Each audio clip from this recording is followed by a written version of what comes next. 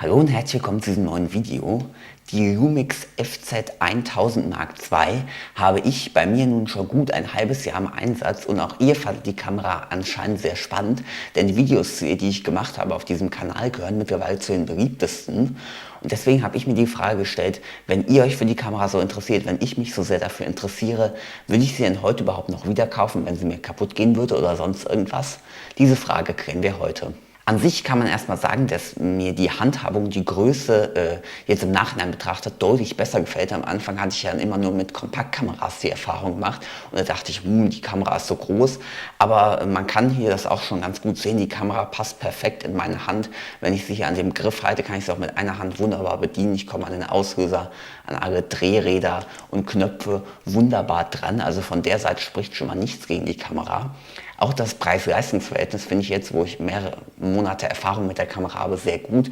Denn die Bilder, die ihr auch auf meinem Instagram-Account sehen könnt, wo ihr mir auch gerne folgen könnt, da erfahrt ihr auch immer, wenn hier ein neues Video rauskommt, gefallen mir wirklich richtig gut. Natürlich spielen bei den Bildern noch mehr Sachen als die Kamera eine Rolle. Aber ich finde auch dafür, dass die Kamera nur einen 1 Zoll Sensor hat, Fotos machen wirklich richtig Spaß, wenn man eben richtig tolle Ergebnisse rausbekommt.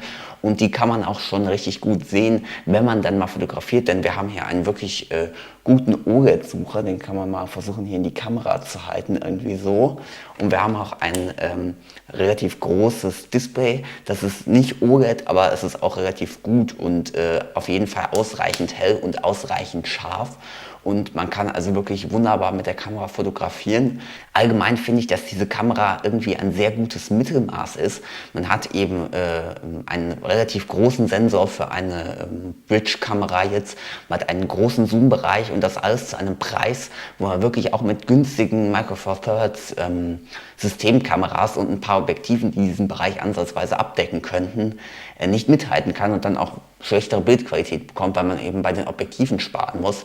Und dementsprechend finde ich, ist die Kamera auch eine gute Alternative für jemanden, der sich jetzt vielleicht am Anfang überlegt, so, naja, was kaufe ich? Kaufe ich vielleicht irgendwie eine Lumix GX80 oder so irgendwas oder eine G70, was weiß ich, dass man eben noch nicht den Schritt zu einer Wechselobjektivkamera geht, sondern hier wirklich auch alles haben kann, was man sich erwünschen könnte.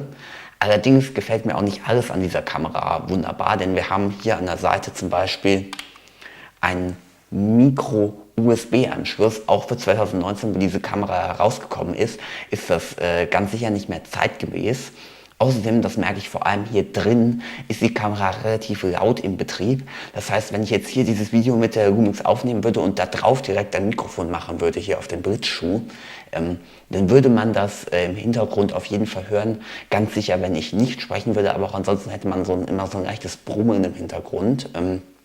Draußen ist das gar kein Problem, da habe ich auch schon mit Mikrofon hier drauf gefilmt, zum Beispiel meinen Vlog 3, den habe ich euch mal am Ende dieses Videos verlinkt, weil auf dem i vergesse ich es immer und ich weiß auch nicht, in welche Ecke ich da zeigen soll. Aber jedenfalls ist es so eigentlich der Hauptkritikpunkt. Ein weiterer Kritikpunkt, den ich sagen muss, das machen aber sehr viele Kameras, gerade Kompaktkameras, falsch, auch wenn sie teilweise sehr leicht sind. Wir haben ja hier das Akkufach, kann man aufmachen, da ist die SD-Karte drin, da ist der Akku drin, Akku relativ groß, hält auch relativ lange. Das Stativgewinde ist direkt daneben und so kommt es eben, dass wenn man die Kamera auf einem Stativ drauf hat, dass man nicht die SD-Karte oder den Akku wechseln kann. Das ist ein bisschen nervig, gerade auch weil man die Kamera nicht über USB im Betrieb laden kann, ansonsten natürlich schon. Das ist natürlich ein bisschen nervig und hier wäre ja auch, wie gesagt, genug Platz gewesen, vor allem weil der Schwerpunkt ja auch nicht unbedingt hier ist, sondern eher so hier drüben, wo das Objektiv dann noch sitzt. Das waren eigentlich so die hauptpositiven und hauptnegativen Sachen zu der Kamera. Würde ich aber jetzt hier mein Schätzchen, die Lumix FZ1000 Mark II, wieder kaufen, wenn sie mir kaputt gehen würde. Ich meine, das kann ja immer passieren, man stolpert mal, da fällt die Kamera hin. Ich tue sie gleich wieder in den Schrank, in ihre Tasche rein, dabei falle ich irgendwo drüber oder mir fällt sie einfach so runter. Man weiß es ja nie, es kann wirklich immer etwas passieren. Würde ich sie dann wieder kaufen? Und die Antwort hier lautet ganz klar ja.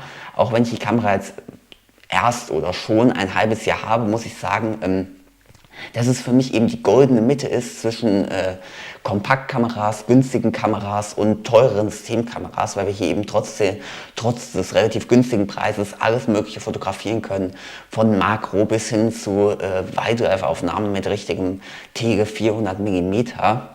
Und deswegen, wenn mir die Kamera runterfallen sollte, ich würde sie direkt wieder kaufen, weil es eben auch mein Budget persönlich jetzt nicht hergibt, irgendwie eine Systemkamera zu kaufen und dann Objektive, die eben alle diesen Bereich abdecken und dann auch noch einigermaßen gut sind. Aber wie würdet ihr euch entscheiden? Findet ihr die Kamera gut? Habt ihr vielleicht die Lumix FZ1000 Mark II auch oder den Vorgänger? Wer weiß?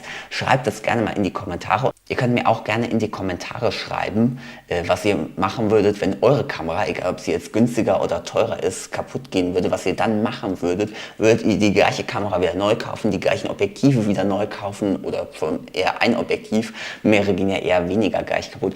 Oder würdet ihr sagen, na nee, ich kaufe mir jetzt lieber was anderes, mir ist jetzt was Teures kaputt gegangen, dann mache ich was Günstigeres. Oder sagt ihr, naja, ich kenne mich jetzt schon ein bisschen besser mit der Fotografie aus, ich will das ein bisschen professioneller machen, ich kaufe mir dann gleich was Richtiges. Wie würdet ihr euch entscheiden? Schreibt es mir, wie gesagt, gerne in die Kommentare. Wie gesagt, könnt ihr euch gerne eines dieser weiteren Videos hier an der Seite noch anschauen. Eines davon ist der Vlog 3, den ich hier mit der Lumix FZ1000 Mark II und einem aufgesteckten Mikrofon gefilmt habe.